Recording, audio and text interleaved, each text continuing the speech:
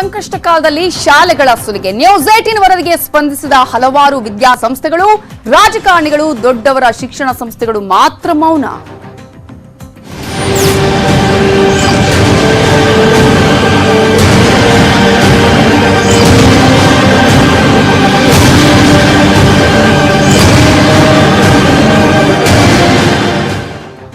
Corona ಕಾಲದಲ್ಲಿ ಶಾಲೆಗಳಿಂದ ಸುಲಿಗೆ ನಡೀತಾ ಇದೆ. ಶಾಲೆಗಳ ಸುಲಿಗೆಯ ಬಗ್ಗೆ ಧ್ವನಿ ಎತ್ತಿದ್ದೆ ನ್ಯೂಸ್ 18 ಕನ್ನಡ. ಕಳೆದ ಒಂದು ವಾರದಿಂದಲೂ ಈ ಬಗ್ಗೆ ನಿರಂತರವಾಗಿ ಸುದ್ದಿಯನ್ನ ಪ್ರಸಾರ ಮಾಡ್ತಾ ಪೋಷಕರ, ತಜ್ಞರ ಅಭಿಪ್ರಾಯವನ್ನ ಪಡಿತಾ ಏನ್ ಮಾಡಬೇಕು ಇಂತಹ ಸಂದರ್ಭದಲ್ಲಿ, ಕೊರೋನಾ ಸಂಕಷ್ಟದ ಸಂದರ್ಭದಲ್ಲಿ ಯಾವ ರೀತಿಯಾಗಿ ಶಾಲೆಗಳು ಈಗಾಗಲೇ ವಸೂಲಿಯನ್ನ ಮಾಡುವಂತಹ ದಂಧೆಗೆ ಇಳಿದಿದೆ, ಅದರಲ್ಲೂ ಕೂಡ ಸುಲಿಗೆ ಮಾಡುವಂತಹ ಪ್ರಯತ್ನಗಳು ನಿರಂತರವಾಗಿ ಆಗ್ತಾ ಇದೆ. ಪೋಷಕರಿಗೆ ಧ್ವನಿಯಾಗಿ ನಿಂತಿದ್ದು ನ್ಯೂಸ್ 18 ಕನ್ನಡ. ಕಳೆದ ಒಂದು ವಾರದಿಂದಲೂ ಈ ಬಗ್ಗೆ ನಿರಂತರ ಸುದ್ದಿಯನ್ನ, ಚರ್ಚೆಯನ್ನ, ಅಭಿಪ್ರಾಯ ಸಂಗ್ರಹವನ್ನ ನ್ಯೂಸ್ 18 ಕನ್ನಡ ಮಾಡಿದೆ.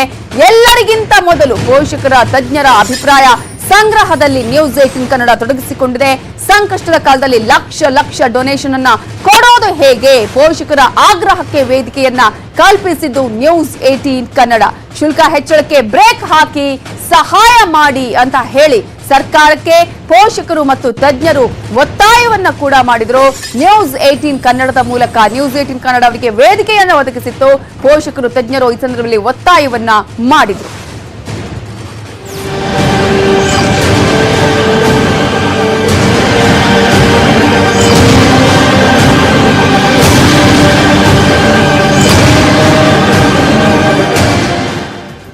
ನಿಮ್ಮ ನ್ಯೂಸ್ 18 ಕನ್ನಡ ನಿರಂತರವಾಗಿ ವರದಿಯನ್ನ ಪ್ರಸಾರ ಮಾಡ್ತಾ, ನಿಮ್ಮ ಅಭಿಪ್ರಾಯಗಳನ್ನ ಪಡ್ಕೊಳ್ತಾ, ತಜ್ಞರ ಅಭಿಪ್ರಾಯಗಳನ್ನ ಪಡ್ಕೊಳ್ತಾ ಈ ಒಂದು ವಿಚಾರವನ್ನ ಅಲ್ಲಿಗೆ ಬಿಟ್ಟಿಲ್ಲ. ಈ ಒಂದು ವರದಿಗೆ ಈ ಹಿನ್ನೆಲೆಯಲ್ಲಿ ಶಿಕ್ಷಣ ಸಂಸ್ಥೆಗಳು ಕೂಡ ಸ್ಪಂದಿಸಿದೆ. ರಾಜ್ಯದ ಪುಟ್ಟ ಪುಟ್ಟ ಶಿಕ್ಷಣ ಸಂಸ್ಥೆಗಳು ತಮ್ಮ ದೊಡ್ಡತನವನ್ನ ಈ ಸಂದರ್ಭದಲ್ಲಿ ಪ್ರದರ್ಶನವನ್ನ ಮಾಡಿದೆ. ರಾಜ್ಯದ ಹಲವಾರು ಸಂಸ್ಥೆಗಳು ನಾವು ಶುಲ್ಕವನ್ನ ಪಡೆಯಲ್ಲ ಅಂತ ಹೇಳಿ ನಿರ್ಧಾರವನ್ನ ಕೈಗೊಂಡಿದೆ. ಒಂದು ರೀತಿಯಲ್ಲಿ ಇಂತಹ ಸಂದರ್ಭದಲ್ಲಿ ಶ್ಲಾಘನೆ ಮಾಡಬೇಕಾಗತ್ತೆ. ಅಟ್ಲೀಸ್ಟ್ ಅಂತಹ ಮನಸ್ಸನ್ನ ಮಾಡಿದ್ವಲ್ಲ ಅಂತ ಹೇಳಿ ಗದಗದ ಮಹಾರಾಣಾ ಪ್ರತಾಪ್ ಸಿಂಹ ಶಿಕ್ಷಣ ಸಂಸ್ಥೆಯಲ್ಲಿ ನಾವು ಉಚಿತ ಶಿಕ್ಷಣ ಕೊಡ್ತೀವಿ ಅಂತ ಈಗ ಹೇಳಿಕೆ ಕೊಟ್ಟಿದ್ದಾರೆ. ವಿಜಯಪುರದ MS ಬಬಲೇಶ್ವರ ಶಿಕ್ಷಣ ಸಂಸ್ಥೆಯಲ್ಲಿ 50% ಶುಲ್ಕವನ್ನ ಕಡಿತ ಮಾಡಲಾಗಿದೆ. ಕಲಬುರಗಿಯ ಗುರುಪಾದೇಶ್ವರ ಶಿಕ್ಷಣ ಸಂಸ್ಥೆಯಲ್ಲಿ 100 ಮಕ್ಕಳಿಗೆ ಉಚಿತ ಶಿಕ್ಷಣವನ್ನ ಕೊಡ್ತೀವಿ ಅಂತ ಹೇಳಿದೆ. ದಕ್ಷಿಣ ಕನ್ನಡದ ವಿದ್ಯಾರತ್ನ ಶಾಲೆಯಲ್ಲಿ ಶುಲ್ಕದಲ್ಲಿ ವಿನಾಯಿತಿಯನ್ನ ಮಾಡಲಾಗಿದೆ. ಬಾಗಲಕೋಟೆಯ ಎಕ್ಸಲೆಂಟ್ ಪಬ್ಲಿಕ್ ಶಾಲೆಯಲ್ಲಿ ಬಡ ಮಕ್ಕಳಿಗೆ ಉಚಿತ ಶಿಕ್ಷಣವನ್ನ ಕೊಡುವಂತಹ ಪ್ರಯತ್ನಗಳು ಆಗಿದೆ. ದಕ್ಷಿಣ ಕನ್ನಡದ ಶ್ರೀರಾಮ ವಿದ್ಯಾಮಂದಿರದಲ್ಲಿ ಶುಲ್ಕಕ್ಕೆ ಯಾವುದೇ ರೀತಿಯ ಒತ್ತಾಯ ಇಲ್ಲ. ಈ ಹಿನ್ನೆಲೆಯಲ್ಲಿ ನ್ಯೂಸ್ 18 ಕನ್ನಡ ಹಲವು ದಿನಗಳಿಂದಲೂ ನಿರಂತರವಾಗಿ ವರದಿಯನ್ನು ಪ್ರಸಾರ ಮಾಡಿತ್ತು. ಫೀಸ್ ಪ್ಲೀಸ್ ಕಡಿಮೆ ಮಾಡಿ ಅನ್ನೋದ್ರ ಜೊತೆಗೆ ಯಾರ್ಯಾರು ದಾನಿಗಳಿದಾರೋ ಅಟ್ಲೀಸ್ಟ್ ಅವರು ಸ್ವಲ್ಪ ದಾನವನ್ನ ಮಾಡಬಹುದು, ಅಂದ್ರೆ ಮಕ್ಕಳನ್ನ ಕಲಿಸುವಂತಹ ಆ ಬಡ ವಿದ್ಯಾರ್ಥಿಗಳನ್ನ ದತ್ತು ತೆಗೆದುಕೊಂಡು ಅವರಿಗೆ ಕಲಿಸುವಂತಹ ಪ್ರಯತ್ನ ಮಾಡಬಹುದು. ಜೊತೆಗೆ ಶಿಕ್ಷಣ ಸಂಸ್ಥೆಗಳು ತಮ್ಮ ಫೀಸ್ ಅನ್ನ ಕಡಿಮೆ ಮಾಡಬಹುದು ಅನ್ನುವಂತಹ ವಿಚಾರವನ್ನ ಹೇಳುವಂತಹ ಪ್ರಯತ್ನವನ್ನ ಮಾಡಿದೆ. ಈಗ ಈ ಶಿಕ್ಷಣ ಸಂಸ್ಥೆಗಳು ಉಚಿತ ಶಿಕ್ಷಣಕ್ಕೆ ಮುಂದಾಗಿವೆ.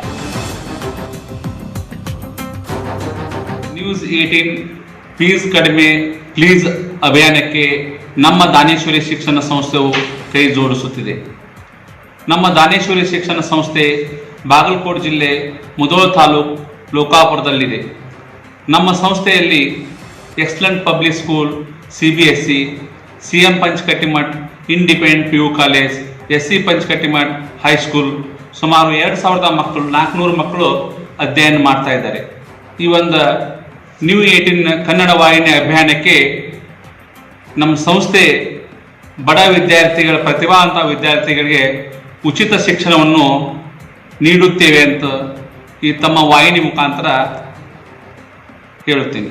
ನ್ಯೂಸ್ 18 ನಮ್ಮ ಕಲಬುರಗಿಯಲ್ಲಿರ್ತಕ್ಕಂಥ ಗುರುಪಾದೇಶ್ವರ ಕಾಲೇಜಿನಲ್ಲಿ PUC ಮತ್ತು ಡಿಗ್ರಿಯನ್ನು ನಾವು ನಡೆಸ್ತಾ ಇದ್ದೇವೆ. ನಮ್ಮ ಕಲಬುರಗಿ ಭಾಗ ಇರ್ಬೋದು ಅಥವಾ ಯಾವುದೇ ಭಾಗದಿಂದ ಅತ್ಯಂತ ಬಡ ಮಕ್ಕಳು ನಮ್ಮ ಕಾಲೇಜಿಗೆ ಒಂದು ವೇಳೆ ಬಂದಿದ್ದಾರ ಸಂಪೂರ್ಣವಾಗಿ ಫ್ರೀಯಾಗಿ ಅಡ್ಮಿಷನ್ ಕೊಡ್ತೇವೆ.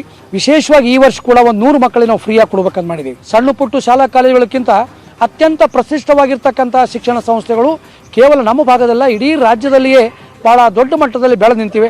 ಇಂಥ ಸನ್ನಿವೇಶದಾಗ ಕೆಲವು ಮಂದಿ ಅರ್ಧ ಅಂತ ಹೇಳಿ ಅರ್ಧ ಅಲ್ಲ, ಕೆಲವು ಸಂಸ್ಥೆಗಳು ತಮ್ಮ ಸಂಸ್ಥೆಯಲ್ಲಿ ಕನಿಷ್ಠ 100-200 ಮಕ್ಕಳಿಗೆ ಸಂಪೂರ್ಣವಾಗಿ ಫ್ರೀ ಕೊಡ್ತೇವೆ ಅಂತಕ್ಕಂಥ ಆತ್ಮಭಾವನೆ ಒಂದು ಮಾಡಿದ್ರೆ ಬಹಳಷ್ಟು ಮಂದಿಗೆ ಮಕ್ಕಳಿಗೆ ಅನುಕೂಲ ಆಗ್ತದೆ. ಕೊರೋನಾ ವೈರಸ್ ಅನ್ನು ತತ್ತರಿಸಿರ್ತಕ್ಕಂಥ ಸನ್ನಿವೇಶದಲ್ಲಿ ಕೆಲವು ಮಕ್ಕಳಿಗಾದರೂ ಕೂಡ ಫ್ರೀ ಕೊಡ್ತಕ್ಕಂಥ ಒಂದು ಪರಂಪರೆಯನ್ನು ಬೆಳೀಲಿ ಅಂತಕ್ಕಂಥ ಭಾವನೆಯಿಂದ ಇವತ್ತು ನಾವು ಕೂಡ ಬಡ ಮಕ್ಕಳಿಗೆ ಸಾಕಷ್ಟು ಸಹಾಯವನ್ನು ಮಾಡ್ತೇವೆ ಅಂತಕ್ಕಂಥ ಮಾತನ್ನು ಈ ಸಂದರ್ಭದಲ್ಲಿ ಹೇಳಲಿಕ್ಕೆ ಇಚ್ಛೆ ಪಡ್ತೇವೆ. ನಮ್ಮ ಕಲಬುರಗಿಯಲ್ಲಿರ್ತಕ್ಕಂಥ ಗುರುಪಾದೇಶ್ವರ ಕಾಲೇಜಿನಲ್ಲಿ PUC ಮತ್ತು ಡಿಗ್ರಿಯನ್ನು ಮಂಗಳೂರಿನ ದೇರಳಕಟ್ಟೆಯಲ್ಲಿ ಇರತಕ್ಕಂಥ ವಿದ್ಯಾರತ್ನ ಆಂಗ್ಲ ಮಾಧ್ಯಮ ಶಾಲೆಯಲ್ಲಿ ನಾವು ಇವತ್ತಿನವರೆಗೂ ಯಾವುದೇ ರೀತಿಯಾಗಿ ಈ ಶೈಕ್ಷಣಿಕ ವರ್ಷದ ಪ್ರವೇಶಾರಂಭದ ಪ್ರಕ್ರಿಯೆಯನ್ನು ನಾವು ಮಾಡಲಿಲ್ಲ. ಈ ಒಂದು ವರ್ಷ ಇಡೀ ಲೋಕವೇ ಒಂದು ಸಂದಿಗ್ಧ ಪರಿಸ್ಥಿತಿಯಲ್ಲಿ ಇರತಕ್ಕಂಥ ಸಂದರ್ಭದಲ್ಲಿ ನಾವು ಕೂಡ ನಮ್ಮ ಶಾಲೆಯಲ್ಲಿ ಇರುವುದೇ 15,000ರಿಂದ 20,000 ಫೀಸು.